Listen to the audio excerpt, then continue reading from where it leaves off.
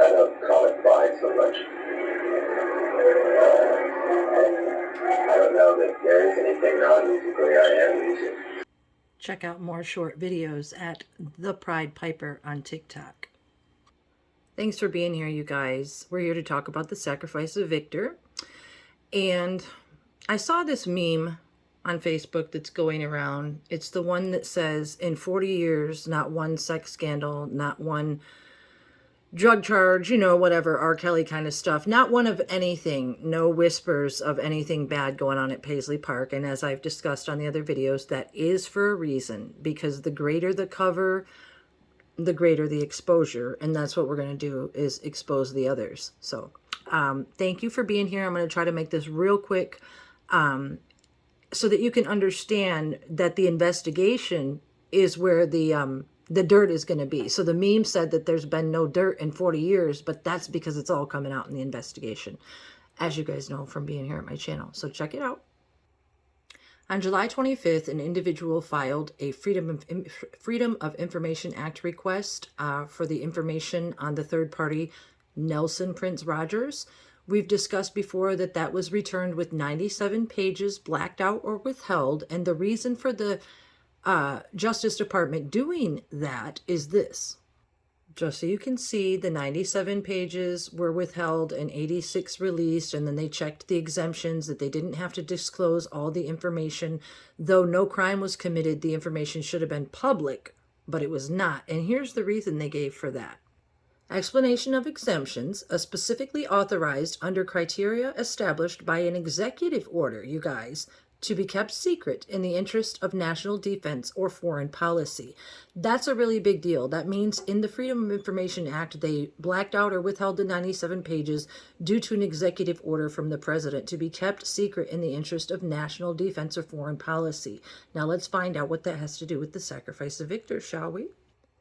Who could forget at 1 p.m. on 4/21/2016, that was 1 p.m. Eastern Time, Jim Olsen went on TV and made the announcement that at 9:43, the sheriff's deputies responded to the medical call, and when they got there, they found an unresponsive adult in the elevator. Prince was declared dead at 10:07. Who could forget the time, you guys? 9:43 a.m. They said that the 911 call came in, and that's what they had all responded to.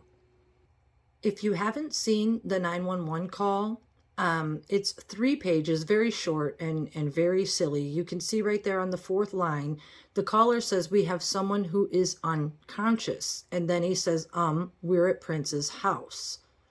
This Emily Colstock is pretending that she doesn't know the address of Paisley Park, even though she's been a dispatcher for a number of years and is very seasoned and has children that would know who Prince is, and has, in fact, sent services to Paisley Park many times. So the fact that they have her asking the caller to look for mail is really shady.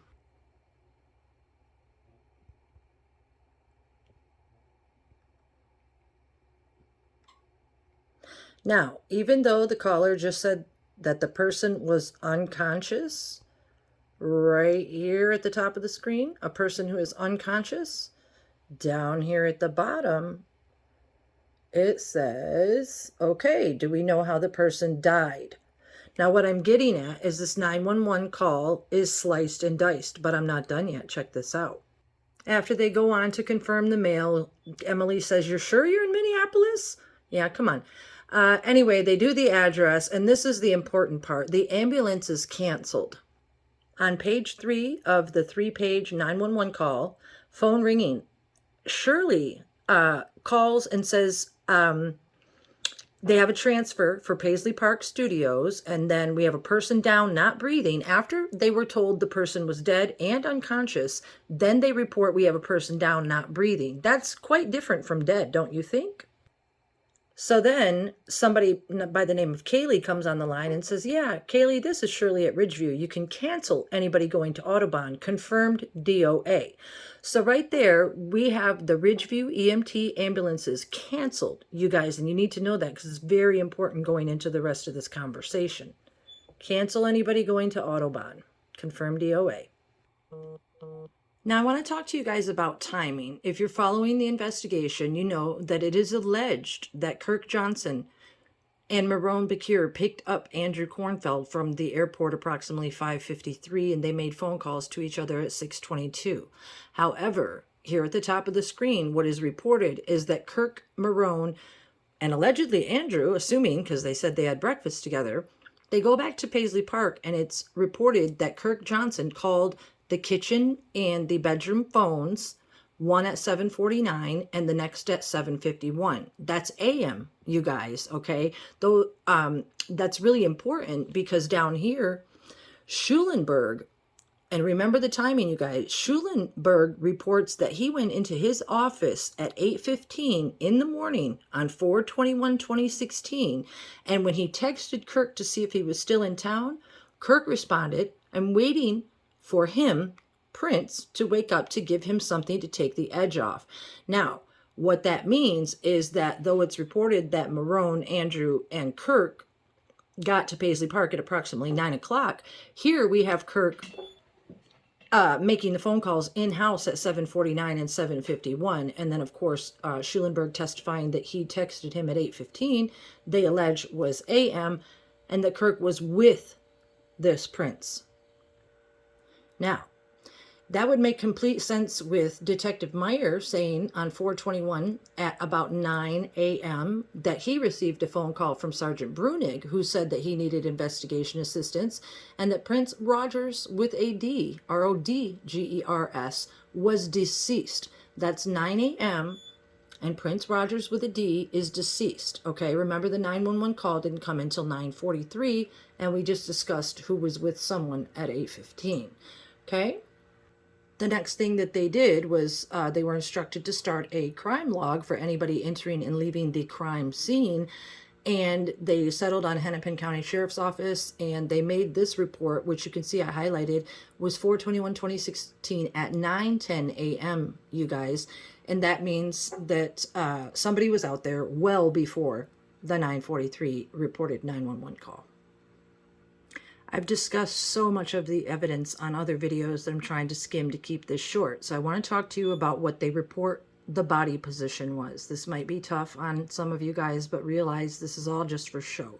It really was just a movie that they made, a cover. Anyway, though it is reported that Chief Johnson was the one who tried to resuscitate Prince, Andrew Kornfeld was allegedly the one who found him after Kirk and Meron and called 911. So I want to point out to you that while he's being interviewed, Murphy asks him, "Do you remember what time you guys got out there roughly?" "Yeah." "To his house? You mean to Paisley?" So there is Paisley Park and the house, the residence. There's two different investigations. Don't forget, you guys. So anyway, 9 a.m. in the morning. He says it was about 9, even though we just clarified that it wasn't. Now, here's what Andrew says. "Yeah, and, they were looking a little nervous, and they went to go check. Well, look around for him, and then I heard a scream. I decided, okay, I'm just going to run in there and dial 9. I saw him on the ground, and I dialed 911. Listen, you guys, he said I saw him on the ground. He didn't say in the elevator. I saw him on the ground. Murphy says, okay. And then Andrew says, but you guys got there really quickly. I felt him. I put my hand on him. He was warm. He was rigor mortis. That coming from an alleged doctor. Okay, so that's when I decided not to do CPR. So then he asks him, where did you guys find him? Not Prince, just him. Okay, now then he answers in the elevator after just saying that they saw the other on the ground. Okay, so being in the elevator and on the ground is two different things. And then he clarifies in the elevator itself. Yes, that's where I saw him. Do you remember what level the elevator was on? Which floor? It was on the floor we were on. Okay, you guys, so when you look at the pictures, there is more than one elevator, and I'm going to show you some things that it should leave you pretty flabbergasted. Andrew goes on to explain that he was on the right side of the elevator and that he was on his left side and that it looked like he collapsed on his own. Okay, I don't want to read it verbatim because I know people like them short. Check it out, do a screenshot. Andrew said he was on his left side. This is very, very important because then we're told that Chief Johnson did this. You guys, there is a book out there by this individual named Jay Korn. It's called The Death Investigation of Prince Rodgers Nelson. And I mention it because I still can't believe that somebody could get something like that published with this investigation being what it is and have people out there believing that it's true. But I guess the same is true with any news media. Detective Johnson, or not detective, pardon, Fire Chief Johnson, you guys, he was alleged first on the scene. Now, I want to present a couple things to you. I just showed you that the timeline that the media reported was way off, that Andrew, Meron, Kirk, and other people were there prior to 9 a.m. and prior to the 911 call being made at 9:43. Again, this is a cover and a setup. So during the investigation, we're told that the fire chief was the first to arrive on the scene and that he was with the fire marshal, Mark Lifton. Okay, so allegedly they're just out cruising around. They get this call at 9:48. Hey, head over to Paisley. And the fire marshal, as well as the fire chief, end up being the first ones there at Paisley finding this alleged prince in the elevator. So let's hear what they say happened. The chief said they were dispatched to a party down and not breathing. Again, remember the 911 call said that somebody was deceased. The ambulance was canceled, and he's saying he was dispatched to someone down and not breathing. All these words make sense. I mean, make a difference, pardon me. The chief said when he arrived with Marshal Mark Lifton, he observed a male party wearing a black button-up shirt waving them down at the front door. He said that when he entered, he saw Kirk Johnson appeared to be grieving. Johnson told the chief, I think he might be dead, and showed the chief where Prince was located in the elevator. Chief Johnson said he observed the elevator door was closed, and Kirk Johnson was the one who opened the door. Chief Johnson said as soon as the elevator door opened, he could tell it was Prince. Chief Johnson said Prince was lying on his back, face up against the back of the elevator with his arms down to his sides. Chief Johnson said as he looked at Prince, Prince's skin color appeared normal. Johnson said it appeared there was a clear fluid coming out of Prince's mouth. He noted that it was not vomit or a foam cone, which is often an indicator of an opiate overdose, but something else, possibly saliva draining out of Prince's mouth. Chief Johnson said that he did not want to attempt CPR in the elevator and he needed more room, so he dragged Prince out of the elevator to the area where we observed him. Now, let me tell you something, you guys. Lots of things here. First of all, fire chiefs and fire marshals just don't go perusing around town together.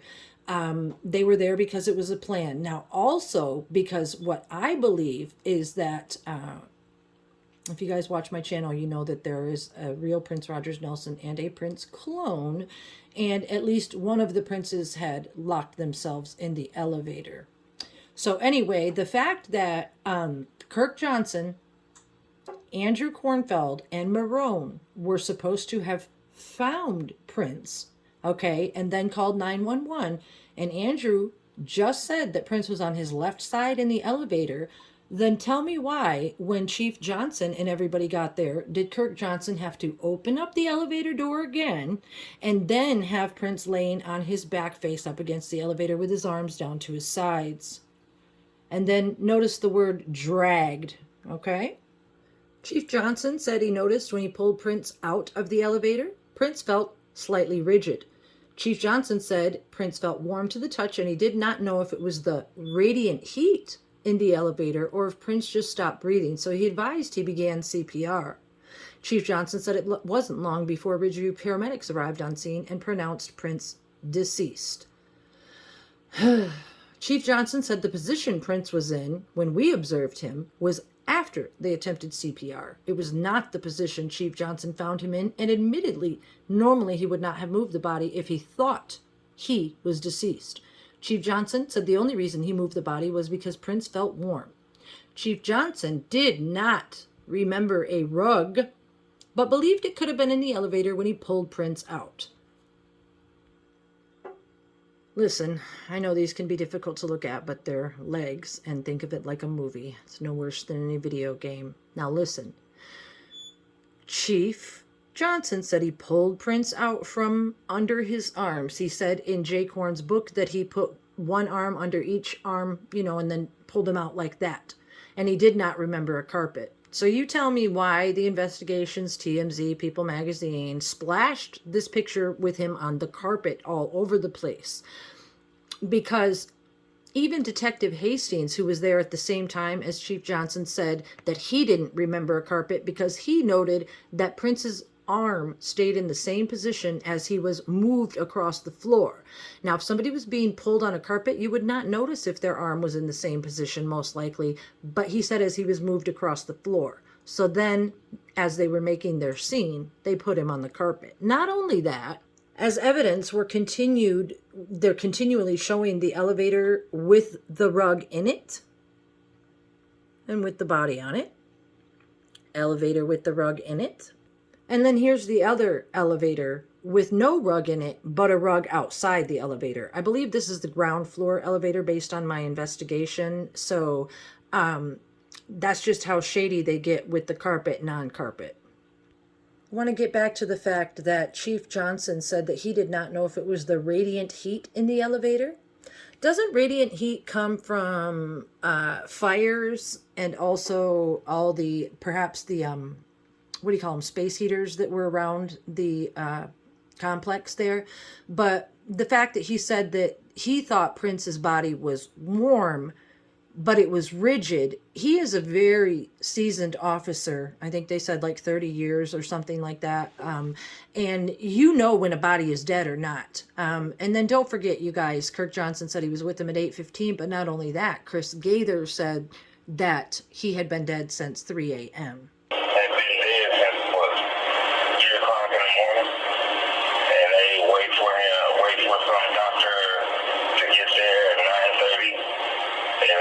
Start to try to resuscitate him. He already had been dead since what, 3 o'clock in the morning? Since what, 3 o'clock in the morning? And they wait for some doctor to get there at 9:30.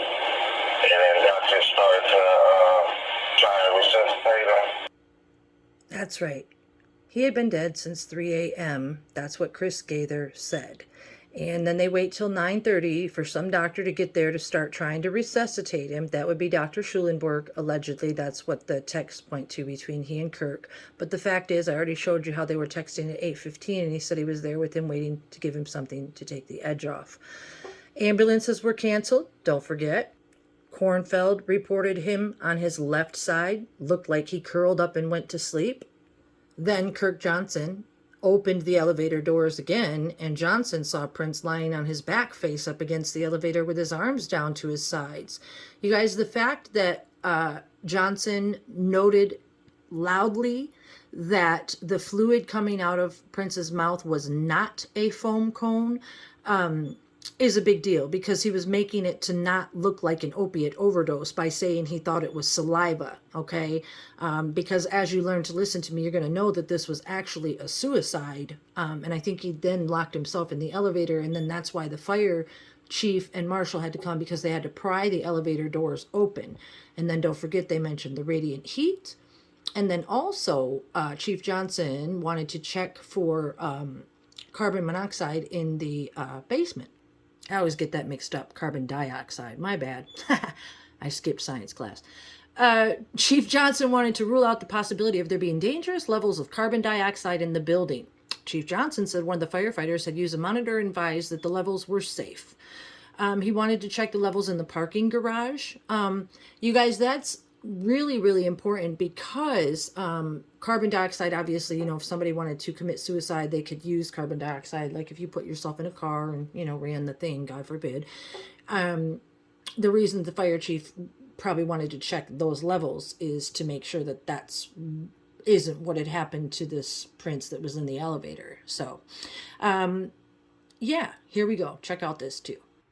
What I wanted to mention is Detective Hastings and Detective Horvath were allegedly the detectives that arrived along with Fire Chief Johnson and Ridgeview paramedics. The fact that they say here in the middle, emergency responders were met at the front door of the residence and escorted to where the male was located. The male was located as Prince Rodgers Nelson, etc., etc. But the fact is, they say that they arrived with the Ridgeview paramedics and were escorted. So if Fire Chief Johnson, Hastings, and Horvath were first on the scene, and Ridgeview EMTs were canceled by Shirley, then who was there escorting them to the crime scene elevator where they had already moved the body and put it on a carpet? Lying like a rug.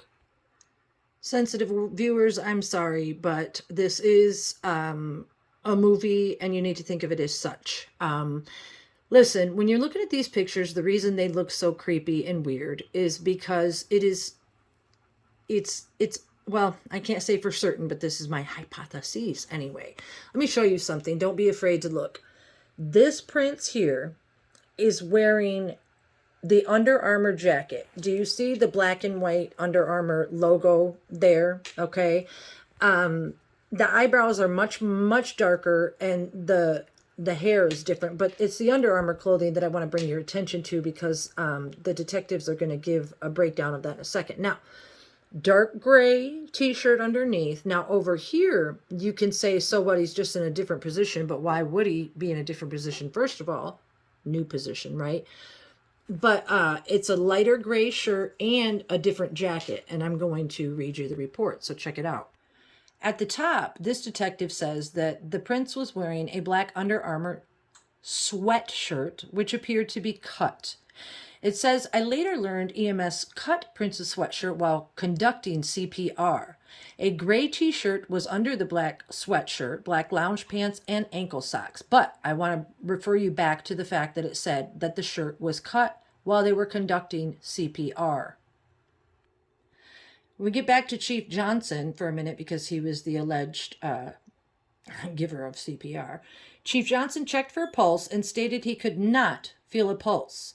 He stated due to Nelson being warm to the touch that CPS was going to be started.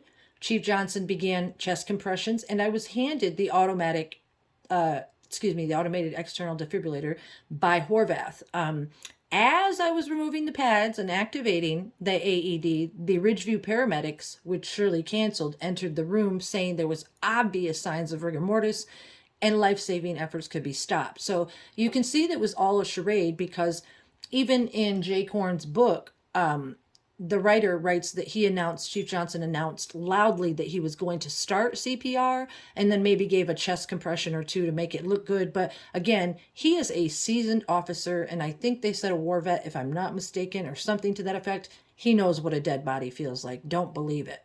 Not only that, nobody gave CPR because check this. This detective writes, I received records that showed Prince's medical emergency on 4/21.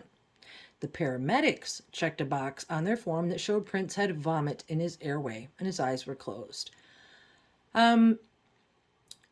Fire arrived and pulled patient out of the elevator and started CPR.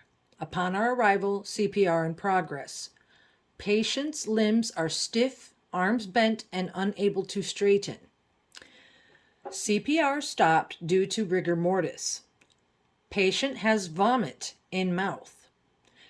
Leads applied and H.C.S.O, the blood pressure, blood pressure confirmed. Med control contacted and time of death was 10:07.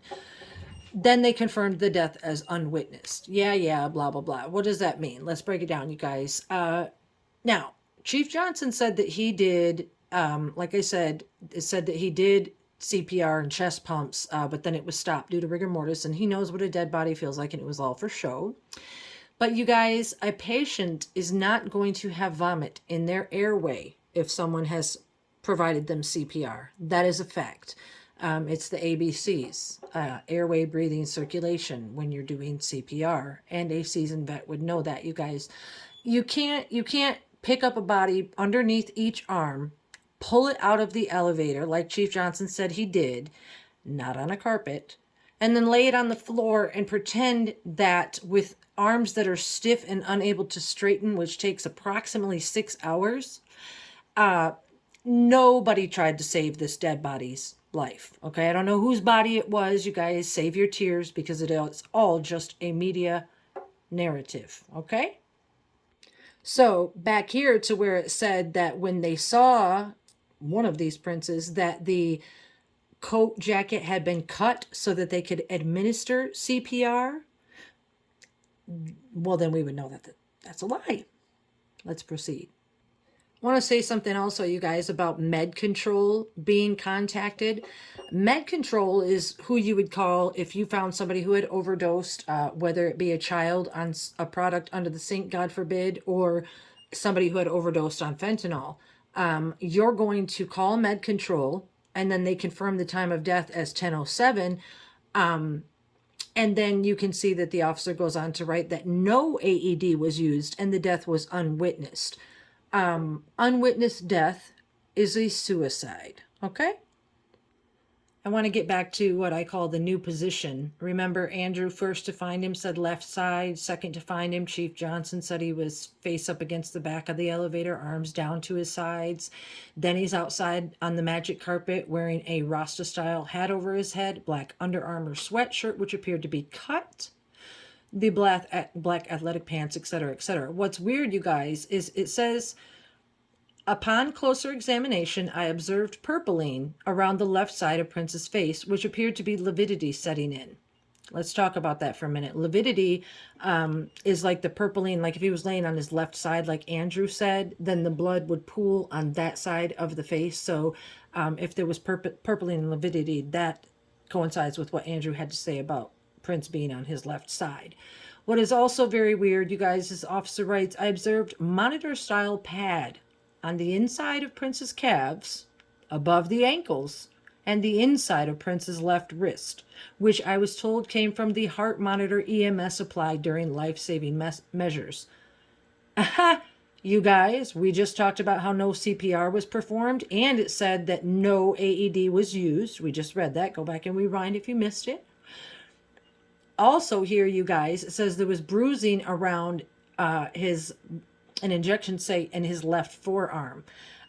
So it takes, I don't know, 3 to 6 hours to start a bruise from an IV. So you know that if, as was it Chris Gaither said that one of the princes had been dead since 3 a.m., that would coincide with somebody injecting something into their veins around that time. And again, these are just my hypotheses for now. The other thing is, you guys, these monitor style pads that they talk about. If you were trying to save somebody's life, ask any paramedic. I mean, you don't even watch any Law and Order, any ER show.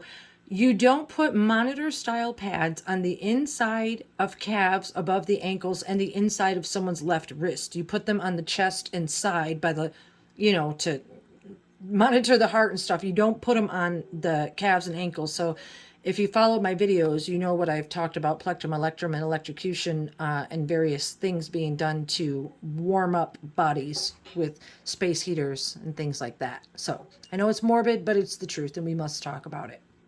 Here's an interesting rendition. Deputy Horvath, Hastings, Chanhassen CSQ Sanchez, members of the Chanhassen Fire Department, and 2 Ridgeview paramedics arrived on scene before I did. You guys, that's a huge deal. First of all, nobody ever mentions CSQ Sanchez. All these people traipsing across the scene, 2 Ridgeview paramedics. You guys remember Shirley canceled the paramedics, so which investigation is this? Anyway, they come in and note on the floor outside of the elevator a male lying on his side on top of a crumpled rug. How many times are they going to move this person or 2? The male was dressed in pants, socks, no shoes, and some type of shirt. He was later identified as Prince Rodgers Nelson. Could have been anybody when you're making a movie. Couple more descriptions. New position. I saw that Prince was lying on his back with his left arm slightly extended, palm up. I saw he was wearing a black knit cap slightly off his head, black Under Armour brand zip-up light jacket, yada yada. But this person goes on to say that he had a blue color watch band on his right wrist. You guys, Prince Rodgers Nelson did not wear a watch, okay? But this person had a blue color watch band on his right wrist and black socks. Now, this one goes on to state 2 white color medical patches on his left arm and right leg. Again, they're trying to say those were from CPR and life-saving techniques, but they were not. The next detective writes, upon arriving to the area of the elevator, put on latex gloves, observed Prince lying on his left side, face up, with his feet pointed towards the elevator and his head pointed east towards the lobby. That sounds kind of strange. I observed his right arm was draped over his abdomen and his left arm resting on the floor in what I would describe as a 90-degree angle. His face appeared moist, you guys. A dead rigor mortis body with a moist face. The temperature inside Paisley Park felt very warm. I later observed the thermostat was set on 75 degrees and there were space heaters positioned in various rooms which were turned on.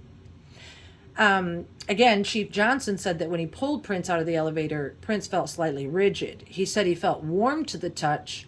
And again, we discussed he didn't know if it was the radiant heat in the elevator or if Prince had just stopped breathing. So he advised he began CPR, but he didn't. And then, of course, the actors, the review paramedics came in and pronounced him deceased.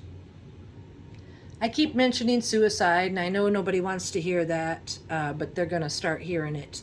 Based on the small area inside the lobby and the placement of Prince's body, it was determined that the interviews of Andrew Kornfeld, Meron, Dr. Schulenberg, along with Josh and Hannah Welton, those interviews would be moved to the Chanhassen City Hall. I was advised Chris Nelson, Patrick Murphy would be conducting the interviews, yada yada. Nucci was instructed to respond to the office in Chaska.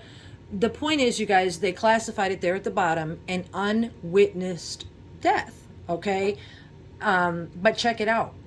This is, of course, the ME's statement, the medical examiner's statement, where it says at the bottom, place of death, residence, place of injury, residence, address of injury, residence, how injury occurred, the decedent, self-administered fentanyl.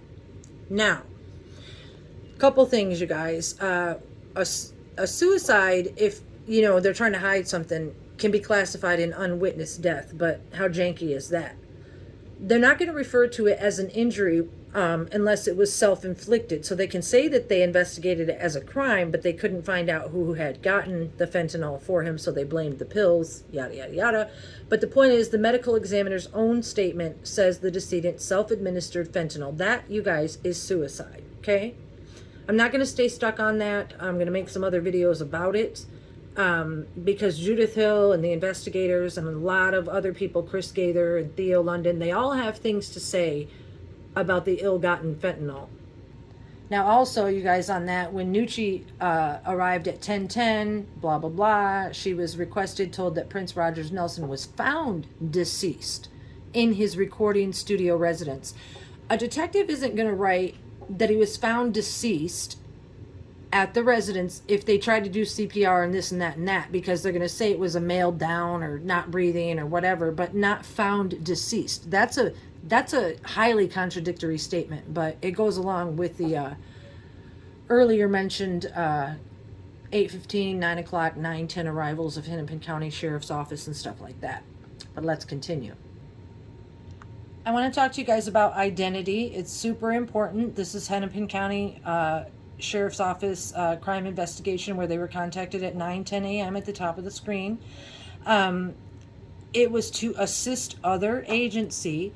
What's really important is down here at the bottom, you guys. Look, it lists the name as Nelson, Prince Rodgers. They list him as 5'4", 120 pounds. Look at the Minnesota driver's license number, R798-170-844, etc. That means that that person's identity, that their last name is Rodgers, not their middle name. So this would be Nelson Prince Rodgers as an actual name. You guys, you're not going to give somebody a driver's license number if their name is Prince Rodgers Nelson. It's not going to start with an R. Come on, he was 5'2", not 5'4". I want to talk to you about the identity. So we don't know who died. This is the made-up movie, remember? Remember these Instagram texts, just when you thought you were safe. And then on April 26th, of course, that was deleted. The just when you thought you were safe was deleted from that it's not Prince Rodgers Nelson anyway. But around that time, obviously, these other ones were being tweeted with what looks like bruises on the neck. I don't know if you guys can see that, but if you go and look at the old posts, there's a lot of weird things going on. Just want to show you a couple things. We're going to quickly talk about the identity, you guys. We were told for 40 years it's Prince Rodgers Nelson, born 6/7/1958. However, in the Beautiful Ones book, the birth certificate is supplied with the name Prince Roger. The Moline Fire Department provided this paperwork to the DEA where the name is Nelson, Prince, but notice that Prince is spelled with an X, and the address is 7801 Audubon, Chanhassen, Carver, Minnesota. So that's very strange. This patient is 61 years old, born 6/7/1954. This patient, on April 15th, according to the Moline Fire Department, was 110 pounds. So remember Hennepin County's patient, Nelson Prince Rodgers, who was 120 pounds? Not going to happen. This 61-year-old Prince with an X, Nelson, when he was in Moline, they did a Cincinnati stroke scale normal with the right arm. You can see I have it highlighted for you. Came up with a Glasgow coma score of 9, which relates to a brain injury. Watch the other videos for more details. I'm not getting into that. This is just about identity. This Prince with an X that's 61 years old, also, they did an IV here, you guys, at 126 on his right forearm. Next identity from Moline Hospital is Prince Nelson, born 6/7/1959. According to that documentation, this prince was given an IV in his left arm. Okay? I've mentioned before that Dr. Mancha in Moline. It should be noted that Dr. Mancha, during the interview, describes Prince only as the patient. Therefore, any comments about Prince will be described as the patient. The doctor who treated this Prince person in Moline didn't even feel comfortable referring to she as Prince Rodgers Nelson, only the patient. As you can see from the highlighted documentation in the top right corner, they have this patient at 117 pounds. But more than that, they're doing female and male grasp threshold tests. That means that this person is in the midst of a sex change. No wonder Dr. Mancha would only refer to them as the patient. Here's an interesting piece of paperwork I found. This one actually lists the patient name as Prince Rodgers Nelson, 6/7/58. Right name, right birth date, everything. Admit time 1:56, discharge 9:34. But my point is, video of admitting time and entrance stored for documentation. That means that there is a video somewhere of this person entering and leaving, which again, they could say that they blocked out the video due to medical reasons or whatever, but I believe everybody has a right to this information. I want to show you about a very important connection here in Bloomington. I've touched on it lightly before, but in Bloomington, Minnesota, I found Roger P. Nelson. Isn't that interesting? Prince Rodgers Nelson, Nelson P. Rodgers, in West Bloomfield, okay? What's more interesting about Bloomfield, you guys? Sean Powell, Kirk's nephew, allegedly. According to the crime scene log, Sean Powell arrived, blah, blah, blah. His address is 7802 West 111th Street, Bloomington, you guys. So Kirk's cousin, the 6-foot, 350-pound cousin, lives in Bloomington as well, along with that prince. Also, according to this detective, the video he received on the 14th, where the Percocet that Dr. Schulenberg wrote, it was picked up at 7845 Portland Ave in the city of Bloomington, okay? You guys, I've told you some of these things before, but I'm trying to keep them all in order for you. So it's a pretty big deal that you have this Roger P. Nelson or whoever it is and all these other Bloomington connections as well. Also, Paul Podolsky, the Glam Slam former manager, they talked about during his investigation, it says county Sorry, you guys. Prosecutors, along with U.S. attorneys, blah, blah, blah, priority to hold drug dealers accountable. And last month, you guys, in Hennepin County, they made the largest fentanyl bust not only in the state but in the country. Nearly 3/4 of a gallon was seized from a home in Bloomington. Also, if you watch the witnesses video, Judith Hill and Josh and Hannah, Judith says that she was picked up on I believe the night before, April 13th, and then they used a Bloomington airport, and then Josh and Hannah refer to using a Bloomington airport as well, private airport. So Bloomington is a hot spot for fentanyl, but I have more to say on the fentanyl. Check out what this Andrew Reinhardt's pharmacist did. I just want to point this out real quick. You guys probably know by now that on 4/21, there was a pharmacist named Andrew Reinhardt's from New York who said he was a super fan and he didn't know Prince personally. He called Paisley Park because he was in disbelief when hearing about Prince's death and had located several public phone numbers for Paisley Park online. Reinhardt stated he attempted the numerous phone calls to Paisley Park in an attempt to get information on Prince's death. So 28 times between the hours of 12 to 12:50. That's noon to 12:50 Eastern time, you guys. A pharmacist, 28 times. The very public press conference wasn't until 1 p.m. Eastern time. So you tell me why he was calling 28 times. Well, I asked him just that, and he was kind enough to answer me. You guys want to see what he had to say? I'm not going to read him verbatim. I told him who I was. I had my Big White Rabbit channel, and he said, when the news broke that there was an emergency at Paisley Park, I Googled the phone number and started calling, foolishly thinking that a receptionist would answer and say that a staff member got injured or something like that. I was shocked and started crying in front of my family when the news reported that Prince had been found dead. I've never met Prince or had any dealings with him other than seeing him in concert 4 times at Madison Square Garden and once in Connecticut with Third Eye Girl. And I said, but the news didn't break until 1 p.m. Eastern. You called between 12 and 12:50. He said, it was on the radio. The fact that I'm a pharmacist is merely a coincidence.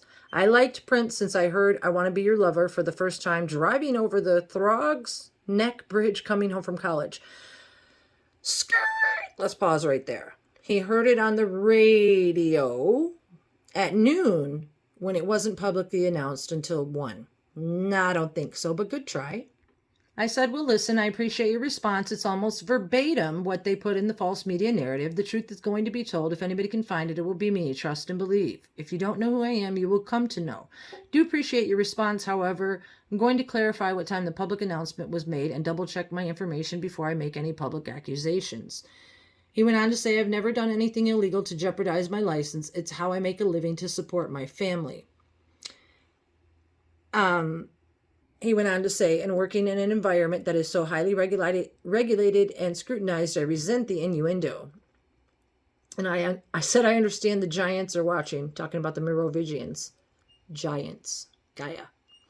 And he said, I'm just a guy who loved Prince and thought his music was divinely inspired. And I said, I appreciate your answers and taking the time to respond. No one who isn't guilty has anything to worry about. So it was super duper nice of him to get back to me. I was surprised, and but I don't believe him. That's the thing, and let me show you some more reasons why. This detective writes, I left the studio at 11:17 and to address the media that had gathered on Audubon Road outside the Northwest Gate. The media had numerous trucks, tents, etc., blah, blah, blah. I advised the media that Sheriff's Office was conducting an investigation, that the crime lab and medical examiner were on the way. I also advised them to contact our office in Chaska for any further examination.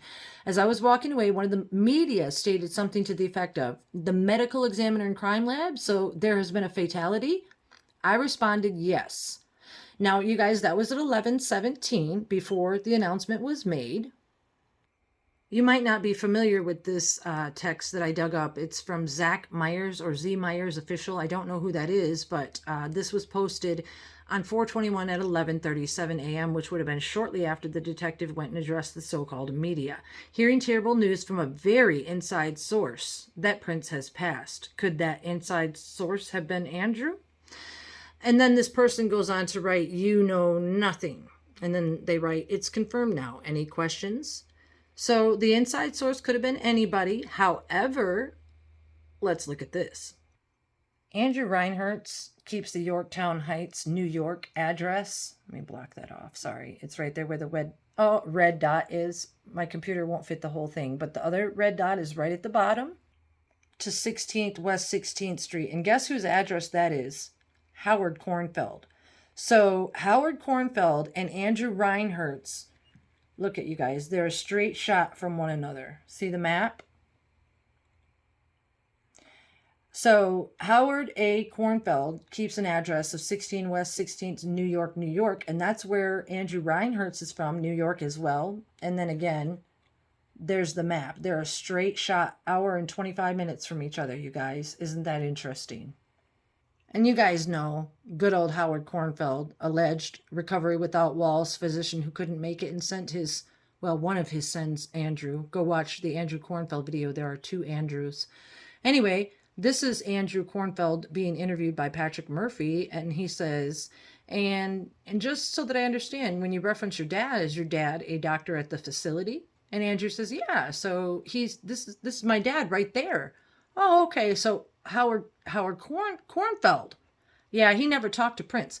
So Andrew Kornfeld just pointed out Howard Kornfeld when he was being interviewed by Patrick Murphy, okay? And the whole world was told that he couldn't make it. So that's how Howard Kornfeld and Andrew Reinhardt's get down.